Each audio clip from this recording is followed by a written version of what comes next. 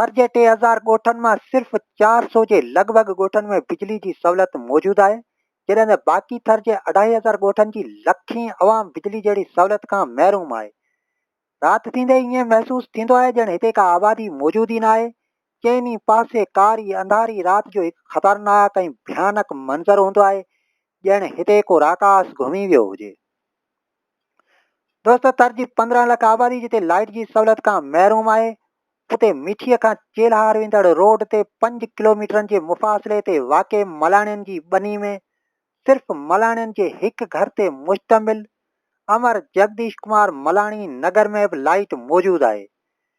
PPMNA doctor Mahesh Kumar मलाणी जे वॾे भाउ सरवासी अमर जगदीश कुमार मलाणी जे नाले ते वाक़े मौजूदु हिन हिकु घर ते न रुॻो लाइट मौजूदु आहे,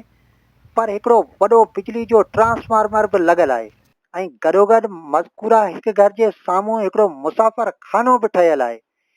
जिन खे रोज़ानो ईंदड़ वेंदड़ हज़ारे माण्हू ॾिसी अचरज में पइजी वञनि था त यार ही बि को जमहूरियत आहे, ही बि का अवामी अॻुवान आहे।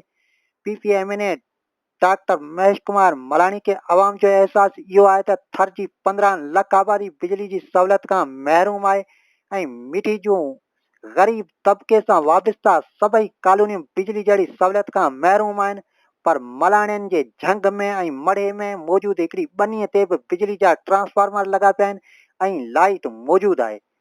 इहा हिकिड़े चूंडियल नुमाइंदे जी थरी अवाम सां सही सिधी वेसाघाती आहे, सही सिधी पंहिंजा नवाज़ पॉलिसी आहे ऐं सही सिधी अवाम दुश्मनी आहे। हितां जे रहवासियुनि सुप्रीम कोर्ट ऑफ पाकिस्तान ऐं हाई कोर्ट ऑफ सिंध समेत नेब FIA एंटी करप्शन इख्तियारनि खां मुतालबो कयो आहे त PPMNA डॉक्टर महेश कुमार मलाणी जे अहिड़नि अवाम दुश्मन ऐं पंहिंजा नवाज़ पॉलिसियुनि जो सख़्ती सां नोटिस वठी संदसि ख़िलाफ़ क़ानूनी कार्रवाई कई वञे।